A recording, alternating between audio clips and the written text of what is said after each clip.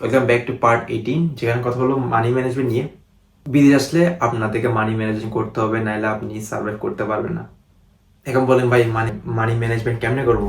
আপনার যদি income 1000 euro হয় অ্যান্ড আপনার লিভিং এক্সপেন্স যদি 600 ইউরো হয়, এখন বললাম ভাই 600 ইউরো কেমনে? 400 ইউরো অলমোস্ট এখানে রেন্টের ভাড়া, 20-30 ইউরো আপনার ফোন বিল, তারপর খাওয়া দাওয়া বিল অলমোস্ট 150 থেকে 150 থাকে অলমোস্ট। আপনি বেশি এক্সপেন্স খেলে হাই 200 ইউরো যাবে। বাকি আপনার যদি কোনো বাকি এক্সপেন্স থাকে, জিম কস্ট অ্যান্ড ইন্স্যুরেন্স বিল এগুলো থাকে, ওইরকম 600 টাকায় যাবে। বাকি আপনার 400 ইউরো সেভিংস।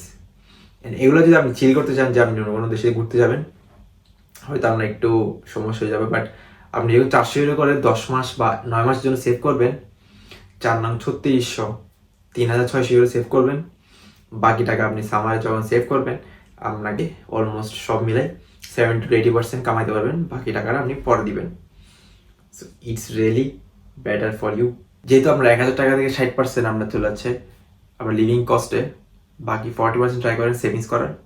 অ্যাটলিস্ট ওখান থেকে 10% যদি নিজের জন্য খরচ করতে চান, 30% এক সাইডে রেখে দেন।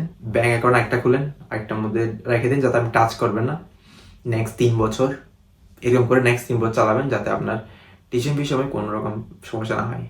এখন আমি বলি আমাদের সাথে কানেক্ট কেমন হবেন, আমার থ্রুতে কেমনে অ্যাপ্লাই করবেন। আমরাও আপনাদেরকে ফাইল প্রসেসিং করে দিতে হেল্প করি। ডিসক্রিপশনে দেওয়া থাকা হোয়াটসঅ্যাপ নাম্বারে আপনি আমাদের সাথে কন্ট্যাক্ট করেন, দেন আমরা সবাই ইনফরমেশন আপনাকে দিয়ে দেবো to connect with us and to apply through us. Good luck, see you soon.